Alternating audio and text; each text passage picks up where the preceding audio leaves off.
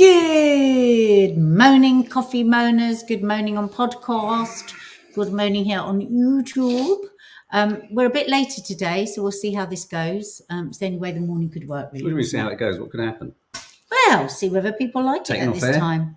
Well, just see how they're feeling. Punched? See how they're rocking and rolling. So today we are going to be talking. Oh my God, this horrendously tragic story of Mike Lynch. Not the train guy, because I thought it was him when I first saw it. I'll get it. And tragic story. Okay. 1 second. So yeah, we're going to be talking about the tragic story, the yacht that went down off the coast of Sicily with, as Nadia says, Mike Lynch. Is it Mike Lynch? It's not Mike Lynch, is it? Just double checking. Want to make sure we get that right. Yeah, Mike Lynch. And yeah, there's some footage that I found of the kind of tornadoes that were happening off the coast of Sicily, which were just quite shocking. And the search and rescue team, they're still trying to kind of recover 6 missing people, but we're going to talk about that in a moment. Yeah. We're also going to be talking about Joe Biden's sad, tearful farewell at the Democratic convention. Got some clips there. We've got Trump, who seems to have become a sort of SWIFTIE fan. I've become a bit obsessed with the whole election. Actually, Hey, she's I'm caught on board. up. Yeah, she's on board. So we're going to look at what's Trump up to, posting these AI images of Taylor Swift fans saying Swifties for Trump. And also, there's an article today in the newspaper written by Piers Morgan's wife. Lo and behold, Piers doesn't like having male friends. Isn't that interesting? Is that because maybe he's got a bit of a fragile ego? Well, hang on a minute. Someone on Threads, I just saw a statement come through, said maybe it's to do with, there was just a very, let me find it. It's under your post. Hang on. It said, well, he must know she can do better. Ouch. Yeah. Bit tasty. So we're going to talk about this idea. I mean, it's an age-old concept, isn't it? The idea of, can women have friendships with straight men? When Aaron McSally did it years ago. But there's a line in the article that I want us to talk about as well, where she says, I used to pride myself on having more male friends than female friends. And I'm confused.com about that. So I want to talk to you about that as well. Yeah. Okay. But first, should we have a little giggle? Yes. Many of you may have already seen this little video, but it does always make us laugh. Although, of course, it is extremely dangerous to be that drunk, and it's never, ever advised. And I'm sure they cringed and felt dreadfully ill afterwards. I have to caveat with all of that. Well, and I'm going to throw in a few other caveats to go with her caveats. We're not laughing at the possibility that maybe they do have an alcohol problem or substance abuse issues of some form. Because they may never have drunk before and then had a bit too much sun and then had half a bottle of rosé. I mean, many of us who drink can have these kinds of moments and we go, God, bloody hell, I didn't even drink that much. Yeah. But if we caveat all of that, let's just have a look at these two making right tits of themselves. Absolutely. And this clip kind of reminds me of something that we saw in Hacks, the comedy series last night, where that woman said, love it so much. Someone explains their sort of not drinking Oh, yeah, I'm not drinking. I'm not drinking at the moment. This woman says, well, given that I didn't know who you are or what you were like before, that means absolutely nothing to me. So we could apply that to this. Let's check it out.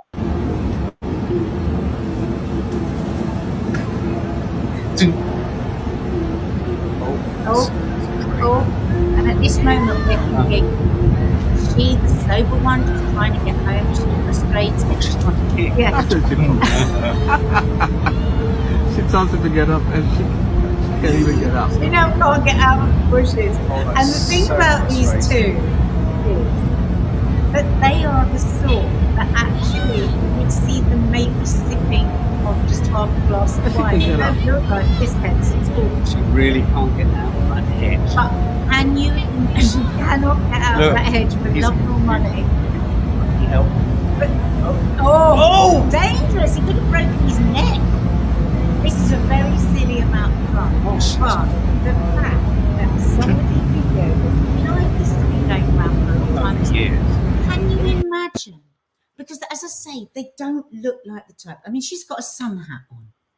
Been there, done it, And says it's like, Hazel that Malbon. will never, ever leave them, will it? They will be defined by that video. But that moment where he goes to try and help her up, you know it's real, because the weight with which he falls back.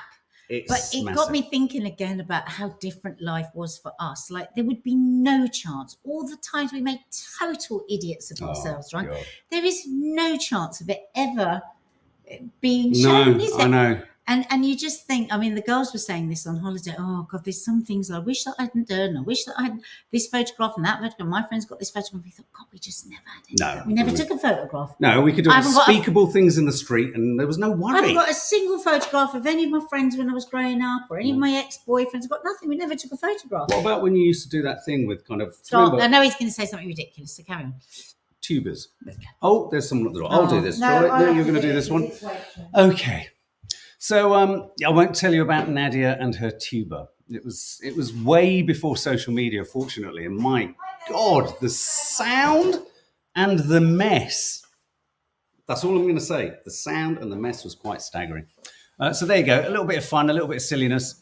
Thank him for that, Nessie Jeff. I remember those days, says Anna-Marie Shellard. No cameras to capture those beautiful moments of embarrassment and humiliation. Absolutely.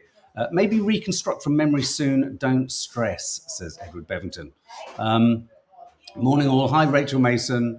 Hope you're well. Hi, Good Ship Lollipop. My dad, when drunk, said the hotel was a wedding cake in Torquay, that big white hotel on the seafront on the corner. Did he try to eat it, though, Julie, the singing nutcase? Because that would have been dry. It's the terrible thing, isn't it? It's incredibly funny when people are drunk, but it's not incredibly funny if it's part of an entire life crisis, addiction, etc., etc., etc. DP, is your cartoon of you both? No, that's not new. It's old, but we found it and we said, oh, well, let's use it. It's I kind of like it. It's got the right shaped glasses for me, hasn't it? I don't know what the drip. Oh, the drip is probably coffee rather than groaning and moaning. But anyway, that was fun. So a little bit of lightness to kick things off, because this first story that we're going to touch upon is really tragic, really tragic. This is the story of the yacht off the coast of Sicily with the tech entrepreneur Mike Lynch on board, and 5 other people have also gone missing. They were moored at night. The story, when you read the testimonies of people who were on board the ship and people who watched it, they were on board the ship, and I think it was at 4 a.m. in the morning. The ship essentially got pulled off its anchors. It capsized rapidly. There's apparently it's got the longest mast, or it was a yacht that had the longest mast in the world. And so some are now asking the question: was the mast possibly the reason it went flat and then it went down? So did the typhoon actually catch the mast then? Well, they don't know that yet. But I mean, insofar as what a lot of some eyewitnesses said, it went flat, and they said it speedily went down, which suggests to me that perhaps the mast is so heavy, it immediately went round and took the whole boat down. There was 10 crew. And I think 12 guests. They've confirmed, when we were kind of checking out the stories earlier, they confirmed that I think it was the chef. I think one member of the crew's bodies has been recovered. Oh, they believe that the others may be trapped in the hull. Oh, my God. Everyone was asleep. Now, I mean, this is a really kind of slim possibility. I don't know whether, do you remember Tony Bullimore? He got caught under the hull of a ship, but he was trapped in the oxygen, and he managed to survive. Yeah. I mean, that's possibly, we can only hope for that. They can, and apparently one of the divers said it takes them something like 2 minutes to get down. It's very deep, 49 meters, I think. It takes them 2 minutes to get down, then they can only spend 8 minutes attending to the wreck to then get back up, or it could be the other way around, 8 minutes to go down, 2 minutes down. So they're very limited in how they can get down. So they haven't, just in terms of oxygen levels and depth, in terms of in terms of at this stage, until they get big kit in, because it only happened in the night. So, but here's the other thing, and thank you for reminding us, Lisa Child, in a terrible. So, this is unbelievable. What's his name? Mike Lynch. So he'd just been acquitted in a very complex kind of a corporate fraud lawsuit with Hewlett Packard. But him and a colleague of his had been acquitted, like last week, only recently, in the last sort of several weeks. So this was a celebration on the yacht. They were celebrating that they had been acquitted. Yeah. Meanwhile, his colleague and his friend, who was also acquitted. I'm just trying to find.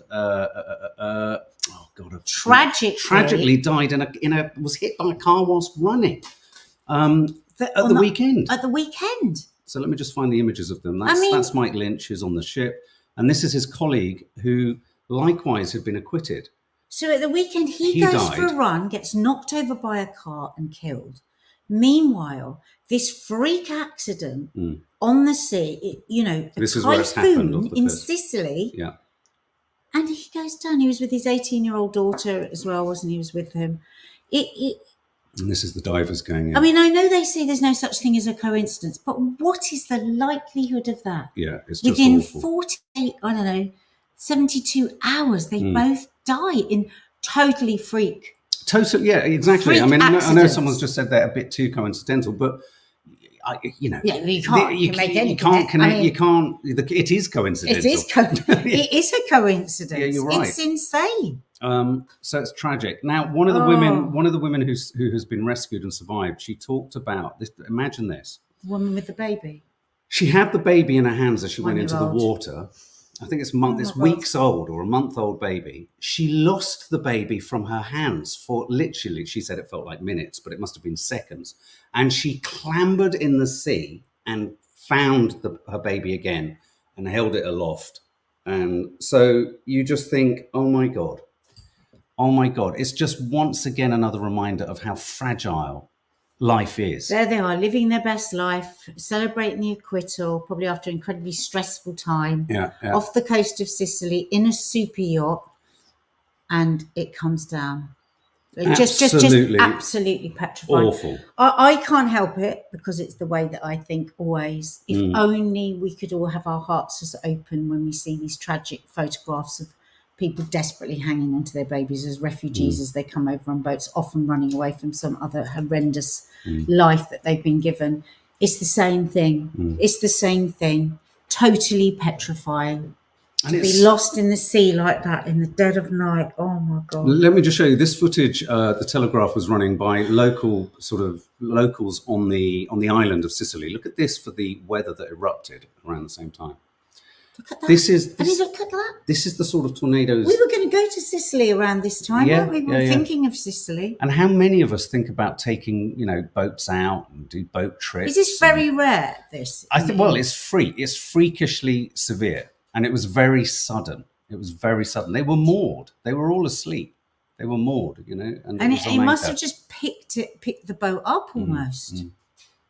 So it's interesting. Edward Bevington says, "Don't be fearful." It's weird, isn't it? It's such a sort of hand of God situation. It's so rare that you can't prepare for it. But what I would say, Edward, or live your life around it. What I would say is, 20 years ago, we would be able to say, "Wow, this was a freak weather." Unfortunately, all weather now is freak because of climate change.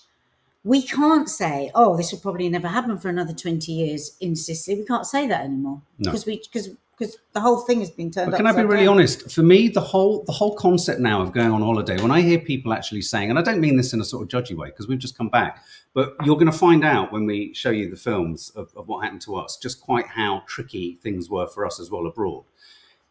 We are at the epicenter of a massive global warming catastrophe.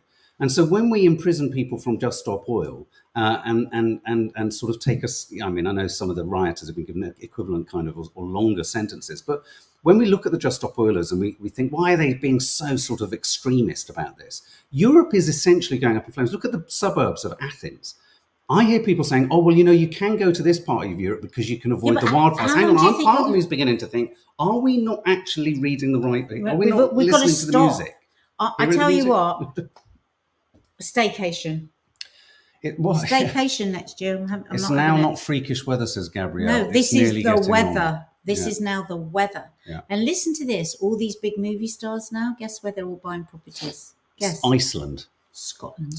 Right up the top. Because they're all like, where's it going to be cold? Yeah. Louise Pritchard, I was in Montenegro at the same time as you. The hill fires were awful. It was 44 degrees. It was insane, wasn't it, Louise? Absolutely insane. Yeah, we've got some footage which will shock you. God, so to all those poor lost souls. Yeah. all our hearts go out to the families there. It's just and the awful. refugees that daily absolutely risking their lives. Absolutely. So I've shown you that. So Biden, who's sad to see Joe Biden go? Not me. He was sad. He was sad. Look, there he is. He's looking really sad. Look, he's crying, proper crying. I wonder if he's crying for any of the blood that might have been spilt in Gaza from the billions of pounds worth of bombs that he's sent there and never stopped sending, and occasionally done a really false face to us whilst never stopping that steady stream of bombs. That's what I think. When I look at him, I'll never think anything other than that. No, I agree, but I also do think there are two things at work here. I think all of that, and I agree wholeheartedly with everything you've said. I also think that elder abuse has occurred both in the American electoral system and by Israel against the leader of America. He was unfit to lead. He was unfit to be involved in any way, shape or form with the complexities of the Israel-Gaza crisis. And he's been taken advantage of. It doesn't mean he doesn't have agency in what he's done or how he's approached it. He obviously does, and so do his supporters and his team. But it's weird watching this footage. And this is in no way giving him a pass or a ticket or an excuse. But I think two things can be true. And I think he has both directly and consciously supported a regime that's engaged proud to be a Zionist. Proud to be a Zionist, that is engaged by so many people's definitions, has reached genocidal proportions. And he's also old, doddery, and doesn't know what the fuck is going on. So better that he gets off the world stage as soon as possible. Here's some of his moments. Are you ready to vote for freedom? What are you talking about? Empty words. Are you ready to vote for democracy and for America? As long as it dominates the world. Let me ask you, are you ready to elect Kamala Harris and Tim Walz, President and Vice President of the United States? We love you, Joe. Joe, we love you, Joe. Oh, Nancy. We're working around the clock, my Secretary of State, to prevent a wider war and reunite hostages with their families. And surge humanitarian health and food assistance into Gaza now. Did he just say full humanity? What did he say? Surge humanitarian help into Gaza now. End the civilian suffering of the Palestinian people. And finally deliver a ceasefire and end this war. How dare you use that now in the last minute to try and get Chicago, where there's a huge population of Arabs. How dare you do that? Well, and also how dare the world stage and the press not see the direct correlation and connection between his speech, the launch of the Democratic Convention, and this theoretical ceasefire peace deal that Blinken and Netanyahu has theoretically agreed to. It's all smoke and mirrors once again. It's all smoke and mirrors. And what about the thousands? Absolutely, the Israeli hostages must be brought back. But guess who's the biggest problem with that?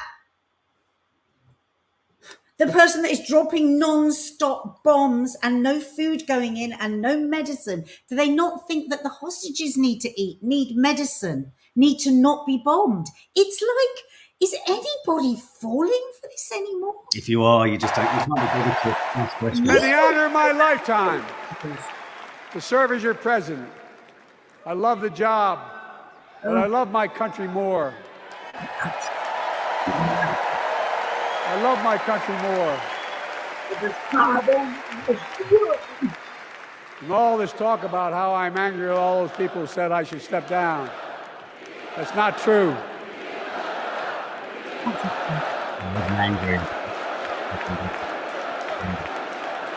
I love my country more, and we need to preserve our democracy. In 2024, we need you to vote. We need you to beat Donald Trump. Can I just say something that always... No, I'm not going to show anymore because I can't bear it. I just want to... Something that really strikes me is how... I don't mean to be a wanker here, but I'm going to... hang on. The language is so simplistic. It's like the whole world is fucking stupid. Yeah, but we're a democracy. in for America. It's like, are you serious, mate? Do you actually understand what America is doing around the world? Yeah, but of course he does. But him speaking in such a simplistic fashion. I hate to say it. Kamala does, Trump does, all of them do. Let's just get away from political persuasion. They're all so, it's all fucking, it's idiotic. It's toddler talk. Toddler talk. It's all toddler talk. I can't take it. I literally cannot take it. As the world slips into an abyss of complete Armageddon, they're all I meant to say that. I meant to say, not does he understand? Does he think we don't understand what America's doing around the world? Fingers in every damn pie. But look at the thousands of people in every fucking shot in the audience of all these people. They're all kind of. I don't get it. This isn't just this Biden saying goodbye. It's the same with Trump. What?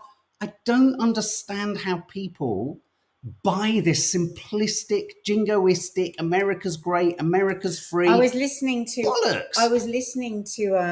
This podcast the other day, and it was actually quite funny because they were saying, everybody keeps, having a go about, Kamala repeating the same thing. Yes. Yeah. This is how you do politics. Yes. And why Trump is such a nightmare is he won't do the thing. Because of his ego, he wants to go every time and say something different. And because he wants to, he thinks entertain. But he goes, and speech writers will ring each other and go, oh, I've got to change one line in the speech. They just keep giving out the same sort of very simplistic, as you say, so nobody can be upset, so they can't be accused of anything. They stay walking down that line.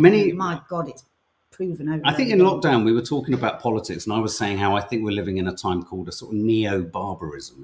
This kind of sort of and look at the Israel-Gaza crisis speaks to that totally. A total loss of the value of morals, of life, the integrity of life, the hypocrisy that's been evident everywhere, and that this life is worth something, this life isn't worth something. All of that. But I actually also think, I was saying this to Nadia the other day, that we are potentially also, all of us, you guys, social media allows for a new enlightenment, because I think more and more people are seeing through this. I can't think of many people I know that would watch that and just go, wow, that's really meaningful what he's just said. And likewise with Trump, go, oh, as he rambles off for an hour and a half, oh yeah, okay, well, this is the way I think our country needs to head. Yeah. I can't believe anyone is looking at this and it's saying to them, that makes me really confident about ticking that box. I think more and more people, certainly younger people who I think are a bit more tech savvy, hate to be kind of tech tyrannical, but I do think people who, like your mum, people who are into finding their news sources from different areas, I think lots of people are beginning to realise what an absolute con the whole thing is. But that's why they stay with this. Unfortunately, a lot of people are really, really stupid. Well, do you want to say it? Anyway. Yeah, it's... Can I just give you one stat that we were working on this morning? Oh, yes. So 4 days ago, the official figure of children murdered in Israel is 16,500. Okay, now what you've got to remember with that is that these are only identifiable bodies. These are not bodies that are still buried under the rubble, and not bodies that have been so blown up that they're having to just weigh the flesh, because that's what they're doing now. They go, that's a child because that weighs 7 pounds of flesh, not including all those, just the ones that are an identifiable body, 16,500. Now, imagine this, that we started this show today and say the most tragic news. 16,000 schools, imagine, just roughly, 16,000 secondary schools were attacked today. And every single child in those 16,000 schools was killed. Obviously, we can't give you the number that are still under the rubble. That is what has happened out in Gaza. And we have this nonsense, a clown standing there doing that. I think unfortunately for me with all of this, and I hate to say it, I think the Donald Trump campaign, I don't know what any sort of American political observers here or people who are interested in it think. I think all of this, because apparently the Obamas are going to be on stage today saying all their stuff for Kamala Harris too. This isn't about Kamala Harris being the better of two options. She definitely is. But I really, really worry that the sheer simplicity and stupidity and the transparency of what's being said and when they're saying it in relationship to this so-called ceasefire, that clearly Netanyahu has obviously had his hand put into a vice to sign something that behind the scenes isn't going to be the thing that they've all already agreed to before. Stitch up, you know, it's all a stitch up. They're trying to change the optics so that they're trying to make Netanyahu look like the reasonable guy. And what's made America incensed, and the reason Biden's been screaming at him on the phone, isn't about a lack of support for Israel, a lack of support for the Zionist sort of mission, a desire to actually pursue the two-state solution. The reason they've got intolerant of Netanyahu in America is he's a really unpleasant man who keeps being really obstructive. And he needs a PR team to rehabilitate him somehow if he's going to stay there. And I hate to say it, I've got this feeling around this whole ceasefire, you know, that now it's Hamas who are blocking it and Netanyahu is always reasonable. We know from all of the mediators that this isn't the case, and it hasn't been the case. Israel's own Mossad have said Netanyahu is a block to negotiation and progress. We have that from Israeli newspapers, that they're agreeing that Netanyahu is an obstacle. But what America needs to happen now is to tell the world that Netanyahu has been really reasonable, so that when whatever god-awful next thing happens, they can justify going in. They can imagine that we're all as thick as two short planks and that we're going to believe them, that everything was going to be fine. That's what this is all about. They need to make Netanyahu look reasonable for a moment so that when Iran or anyone in the area finally says, you know what, enough's enough, they can justify everything they're going to do to support him. This is what this is about. And we're all going to be in the mess of Iran, and all of that is a mess. Meanwhile, just alongside that... oh God, are you for freedom and the American way? No, we're not. We're not, actually. And meanwhile, Donald Trump has started posting really odd images of Taylor Swift saying Taylor wants you to vote for Donald Trump. She's going to go batshit crazy. Yeah. Now, a lot of the papers here have approached her team to say, what do you think of this? She hasn't said anything. I wouldn't be at all surprised if she got litigious with this, because... You can't do that. Hasn't she got more money than Trump? That would really irk him, won't it? You can't do that, can you? No. So some were suggesting, did he post these thinking these were genuine? Unfortunately, I don't think he did.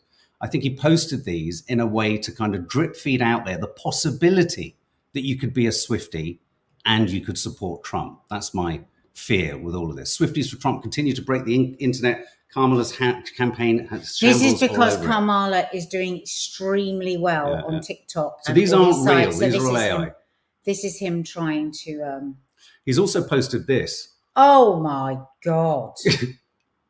You know, it clearly, you know, it's AI. It's fake. These are all fake. But why is he posting this stuff? If this is all about, it doesn't matter if it's fake or real. What he's trying to do is just that's propaganda. Yeah, exactly. Drip feed into the minds and imaginations of young voters who perhaps can get hooked into this stuff. Young people aren't going to. Yeah. It's the young that are going to save the world, I'm afraid. Yeah. So old Biden and old Trump there. So moving on, what's that? Okay, let's talk about, can wives have male friends? This is the story we want to get. Well, to. no, it's not. It's yeah. What is that block?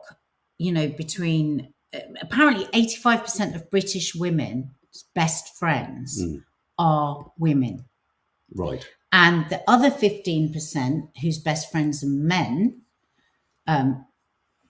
Very big study done on this, baby. Yes. Are either gay or, as it says in the study, we did love this, more on the feminine side, i.e. they listen and respond. I think that sums it up. I mean, there's a couple of things here, isn't it? Yeah, so just to clarify that, Robin Dunbar, author of Friends Understanding the Power of Our Most Important Relationships, confirms when it comes to British women's best friends, 85% of female. Yeah, no, just confirming the source. Yeah. And only 15% male. That's who she's quoting. Yeah. So this is what's her name? Walden? What's her first name? Olivia, is it? No. Celia Walden. Piers Morgan's wife, and apparently Piersy baby isn't happy about her having male friends. Okay, so what's new about what she's saying? Because I've always the reason I liked When Harry Met Sally when it came out was I loved its thesis, which was his thesis, Billy Crystal's, which is no straight man can have a friendship with a woman without the, as he says, the desire to bang her creeping in at some point. And we've spoken about this before here, haven't we, with you guys? We've definitely spoken about this, and my thing is why I don't really have any straight male friends is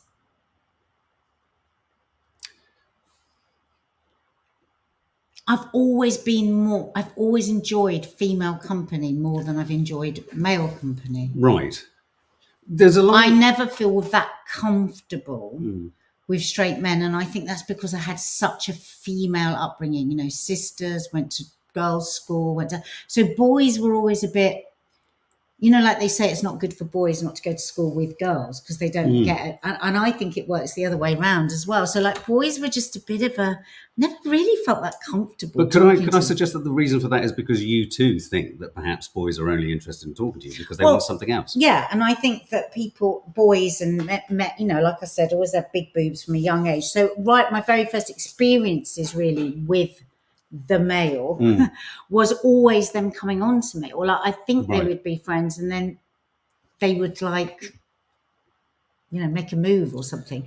This was at a young age, so I started to like not really trust men, or not in a bad way, not like all men are evil, but I didn't know how to be with them, and I didn't want them to then think if I was being nice to them that this meant that I fancied them, so I just sort of swerved them quite a bit. I always had a boyfriend, but I would swerve male friends, and then I think it just became like a habit for me. So really, in a sense, though, what you're saying is, I feel sad about it though sometimes. Yeah, I think what you're saying though is the problem is men. Men are the problem with this, because I hate to say it, I think, and I'm saying this actually as a man who I would say has quite a few female friends. I'm thinking, and those female friends that I've got, admittedly, some of them I've met through you, but they're no. But the friendship, there's never been a sort of potentially romantic or sexual or desirous kind of aspect to it at all. It really has been about the fact that I feel comfortable. They seem to be comfortable. We can talk openly about stuff, and they seem quite confident in the fact that I'm in a happy relationship and that there's no ulterior motive. I wonder if it would be different for you if you were in any way sort of having a friendship or relationship with a man for whom you were so stridently sure of their happiness in their own relationship. Maybe that would be different. Well, years ago when I was working with somebody and he was a straight man, and I couldn't have been less attracted to him if I tried. So there was never ever a thought in any way that there was anything between us. And we were working together, and he said, "Oh, you must come over to dinner," because we were working on location. And, you know, meet my wife and blah, blah, blah. Oh, yeah, lovely. So we turn up at the house, and you know what a hostess I am. Oh, hi, you know, come and get nothing. She didn't even offer me a drink. And then when he said, "So what are we having for dinner?" She went, "You don't think I'm cooking for you, do you?" It was the most awful, awful, awful evening. And I thought, it suddenly hit me. I thought, oh, my God. What? She must think I fancy him. Oh. Because I'm a woman that's come back to, and I was like, oh my God, it was just I think I stayed the night. Oh, it was just horrible evening. God almighty. So I think sometimes as well, it's difficult at our age to make new friends with new men. If you haven't met them with I would think as a woman, if you haven't met them with their wife, sometimes that can be really tricky. Well, and also what she says in this article, she says, what are male friends? The question, you know, what's the debate over what counts as a male friend? Is it a brother-in-law? They don't count. What about my husband's friends? Or the guy who sits across from me, who sometimes invites me to the pub? But in terms of... They all count. But do you think all men find it threatening, the thought of their female partner being friends with a straight man? I think I would never say all in anything. But if we're talking about you, you'd probably have a heart attack. Well, no, but the interesting thing that she says in this article is the most common question that comes from men for whom it is a problem is, what can you get from them that you're not getting from me? She has a really funny line here where she says... It's a terrible thing to say because they're just another human being. Just being honest. Don't say, by saying something's terrible means you make people feel ashamed of actually admitting it. And actually, I think it's important to get to the heart of why people feel like this. So she says here at this point, so basically, she comes to the conclusion that perhaps a male friend is a husband minus the sex and minus the resentment when they work. So, you know, a successful male friendship can be without all of those obligations and all of those kind of sexual aspects to them.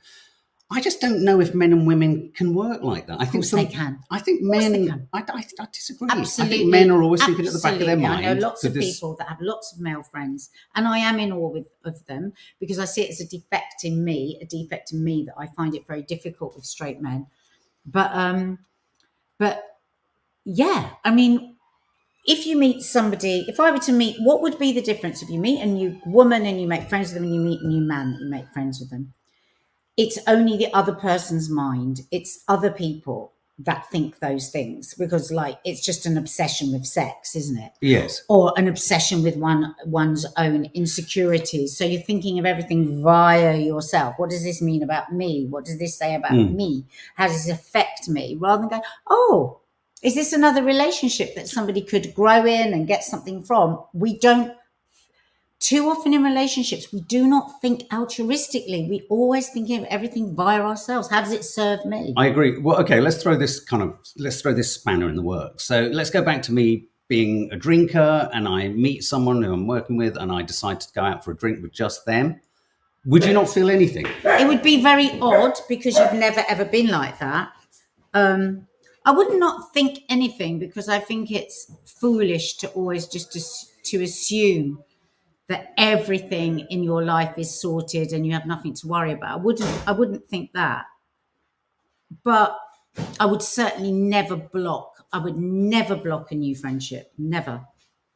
I would be excited if you had a new friendship. Because wouldn't the act of blocking, I mean, because I have female friends and there is no sort of potential for that. But I suppose you also know with a partner, if they're interested in that person. Say I met someone and I wanted to go for a drink with them, but at the same time I started to do a lot more press-ups than I normally did. Then there was something afoot. Something going on. Men doing press-ups suddenly is always an absolute red flag. But for instance, and I think we spoke about this once in a podcast years ago, there's lots that you are interested in that I am unable to deliver to you. Like, obviously, dogging, for example. Obviously, I'm smart enough, you're smart, but you are educated in a way that I'm just not. And so if you were to meet somebody that was like really into literature or films in the same way that you are, I would be excited for that, because I'd be like, this is really something that is really important to you, and I will love it if you met somebody else, because I can't deliver everything. Would you not feel a little twinge of anything? Why do people think that they are supposed to deliver everything to their partner? I entirely agree. It's egotistical. No, I entirely agree. But what you're talking about here is being able to be in total rational control of every emotional impulse you have. No, you were getting the shopping, so you didn't hear what I said at the beginning. I said I wouldn't be like, oh my God, this is totally fine, no, nothing. I would be a little alerted, just a little, but it wouldn't take over my thinking. I would be like, okay, I'm just going to be, I wonder what that is. What if we kept meeting up to read Dickens? And my Dickens... You had to say Dick, didn't you? You just wanted to get the word Dick in it. Of course I did. Anyway, well, there you go. Brain agrees with you, Nadia. Heart says no, DP.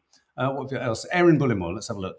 It's also part of heteronormativity. Straight people have been encouraged to find one partner and to ensure their relationship is never threatened. Yeah. Distrust of the opposite sex is baked into the norms. Good point. It is. Lee Durrant, some people do have friends they sleep with, friends with benefits. What happens when they meet someone else and in a relationship still see that friend? Yeah, I wouldn't like that. That's a good point. That I would not like that. If you had a friend with, that's a good point. If you had a friend with benefits and then you get together with somebody and you were still seeing them, that's a really good one, actually. It is. Catherine, I would not be okay with that, I don't think. Cool. I agree, Nads. My husband has female friends who are interested in things that he is, and I am not. Exactly. Yeah. God. Oh, are we all walking around thinking we're God? That we can supply everything that a person needs? No. Nessie Jeff, when I was 16, I joined a motorcycle club and all the guys became my big brothers, and 35 years on, they still are. So God help any man that was to tell them they couldn't be my friend. Oh, I love that, Nessie. That's really nice. I really admire that, you see. I see it as a defect in me, not as the norm. Like one of the things I really, really love about our girls is they have a lot of male friends. Yes. And they've had situations where male friends have fallen for them and misread it, and they've just dealt with it. It's just been... But if you had a male friendship and that person did reveal that they'd fallen for you, even though you weren't interested, would that sort of irrevocably make it difficult? I suppose there's so many hypotheticals.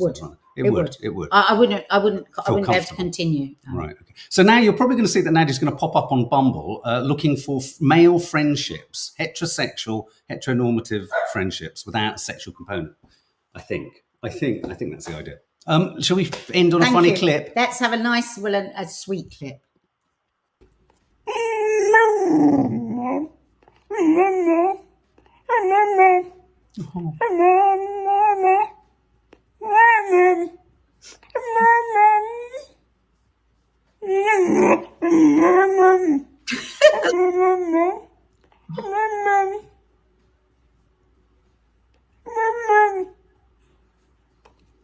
Oh my God. How cute is that? That is so cute. So cute. But I've just seen a comment there from Liz Russell. I see it as a defect that I can't connect with girl groups. I want to do this tomorrow. I want to do, because one of the lines in there where she says, I used to pride myself on the fact that I had more male friends than girlfriends. And that really confused me, that sentence. So let's talk about that and what Lizzie brought up there as well. Let's make a note about that tomorrow. Christopher Condell's just gifted 50 memberships to 50. Chris! Christopher! Chris, just because you're in Australia doesn't mean I can't reach all the way around the globe and smack you on the bottom. Christopher, that's very, very sweet of you. Very, very kind of you. All of you that keep gifting, and Stacey and all, and honestly. I don't think she's in the room at the moment, but Dearheart, I think it was your birthday I saw earlier. So let's sing happy birthday to Dearheart. You've been here for years. Happy birthday to you. Happy birthday to you. Happy birthday, dear heart. Happy birthday to you. Bless you. And a big sloppy kiss to you, Chris, too. Bye, everyone. Bye. See you later.